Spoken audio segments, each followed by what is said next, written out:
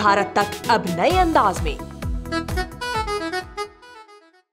आज हम आपको एक ऐसे देश के बारे में बताने वाले हैं जहां पर खुद युद्ध में वहां के प्रधानमंत्री जो है वो चले गए हैं, और आपको बता दें कि प्रधानमंत्री ने वहां की सेना के साथ सबसे आगे मोर्चा संभाला हुआ है। वैसे अगर आप ऐसे किसी देश के बारे में जानते हैं या फिर जानते हैं किसी ऐसे प्रधानमंत्री के बारे में जिन्होंने युद्ध में सबसे अग्रिम मोर्चे पर अपनी तैनाती दी है, तो हमें कमेंट बॉक्स में बताइए। लेकिन सबसे पहले अगर आप जानना चाहते हैं कि आखिर खबर क्या है और कौन से किस देश के प्रधानमंत्री हैं जिन्होंने युद्ध में मोर्चा संभाला है, तो हमारे साथ बने रहिए। दरअसल जिस देश की बात कर रहे हैं हम वो है इथोपिया, और इथोपिया में नोबेल शांति पुरस्कार विजेता प्रधानमंत्री आबी अहमद 1 साल से अधिक समय से टिग्रे के साथ चल रहे युद्ध में अब मोर्चे पर आगे जो है वो मौजूद हैं। इसके साथ ही उन्होंने घोषणा की थी कि वो युद्ध के मोर्चे पर ही सेना को निर्देश देंगे। और इस वक्त इथोपिया से जो तस्वीरें आ रही हैं उसमें साफ दिखाई दे रहा है कि प्रधानमंत्री सेना को निर्देश दे रहे हैं, और सेना की वर्दी में उन्होंने वहां के प्रधानमंत्री जो है वो नजर आए आबी अहमद, और वहां पर वो सेना को निर्देश दे रहे हैं। आबी अहमद ने दावा किया है कि युद्ध उच्च स्तरीय सफलता के साथ चल रहा है, और देश में अम्हारा और अफार क्षेत्रों के बीच सीमावर्ती इलाकों का जिक्र किया। ये इलाके पड़ोसी टिग्रे के साथ लगते हैं। आपको बता दें कि इथोपिया में ही टिग्रे एक इलाका, और वहां के जो टिग्रे लिबरेशन फ्रंट के जो लोग हैं उनके खिलाफ वहां की सेना ने इस वक्त युद्ध छेड़ा हुआ है। सबसे पहले आपको सुनाते हैं कि आखिर वहां पर प्रधानमंत्री जब पहुंचे तो उन्होंने सेना के साथ क्या बातचीत की। इथोपिया के प्रधानमंत्री ने कहा कि आप लोग जो हैं वो वीर हैं और हम जल्द उन्हें हरा देंगे। आज दुश्मन जो है उन पहाड़ियों के बीच है जिसका नाम है गेसना, और हम यहां से उनके लिए प्लान बना रहे हैं।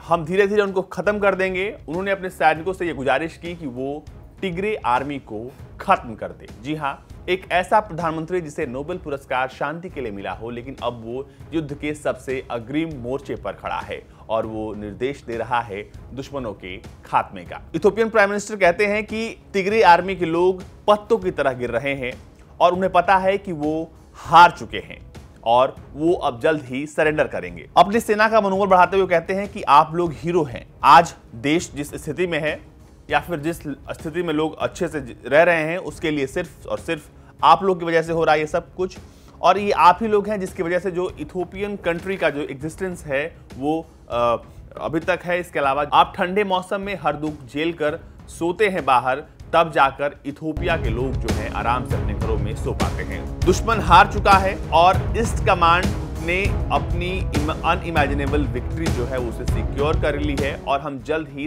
टिग्रे आर्मी का पूरी तरीके से सफाया कर देंगे।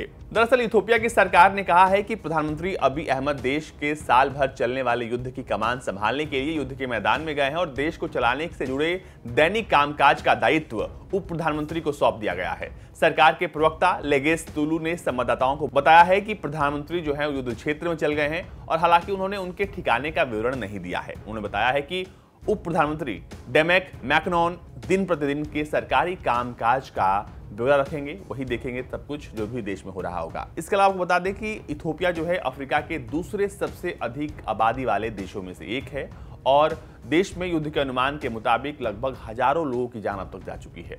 फ्रांस, जर्मनी, तुर्की सहित कई देशों ने अपने नागरिकों को वहां से निकलने के लिए कहा है, और कहा है कि तुरंत वो इथोपिया छोड़ दे, क्योंकि उत्तरी तिग्री क्षेत्र से प्रतिद्वंदी लड़ाके राजधानी अदीस अबाब की ओर बढ़ रहे हैं। एक अमेरिकी दूत के मुताबिक उन्होंने बताया है कि उसे डर है कि दोनों पक्षों के बीच मध्यस्थता के प्रयासों में हुई मामूली प्रगति चिंताजनक है, और आने वाले वक्त में इथोपिया के जो हालात हैं वो और बदतर हो सकते हैं। इथोपिया के प्रधानमंत्री अबी अहमद की सरकार और टिग्रे के विद्रोहियों के बीच महीने भर से राजनीतिक तनाव पिछले नवंबर में युद्ध में तब्दील हो गया।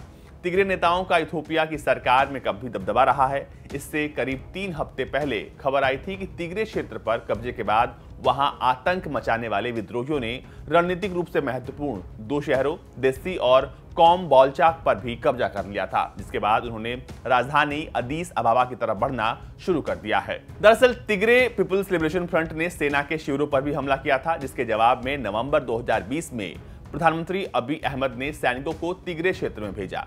अबी अहमद के इस कदम पर नाराजगी जताते हुए टीएलएफ ने कहा कि वो संघीय सरकार और इरिट्रिया सहित उसके सहयोगियों ने उसके खिलाफ समन्वित हमला शुरू किया है, और इसके कुछ वक्त बाद पीएम ने इस संगठन पर जीत का दावा कर दिया, लेकिन जून के अंत तक इसके लड़ाके दोबारा संगठित हो गए। इन्होंने तेजी से अधिकांश क्षेत्रों को अपने कब्जे में ले लिया, जिसके चलते लड़ाई तिगरे के बाहर दूसरे क्षेत्रों में भी फैलती चली गई है। लड़ाई की वजह से न केवल हजारों लोगों की मौत हुई है, बल्कि लाखों की संख्या में लोगों को अपना घर छोड़ना पड़ा है। आपको बता दें कि इथोपिया की जो हालात हैं उसको लेकर अमेरिका भी चिंतित है और दुनिया के तमाम देश इस वक्त उस पर अपनी नजर बनाए हुए हैं। इथोपिया में लगातार ये कहा जा रहा है कि आने वाले दिनों में और धीरे धीरे जो ये युद्ध है वो और ज्यादा हिंसक हो रहा है और इसमें लाखों हजारों लोग मारे जा सकते हैं।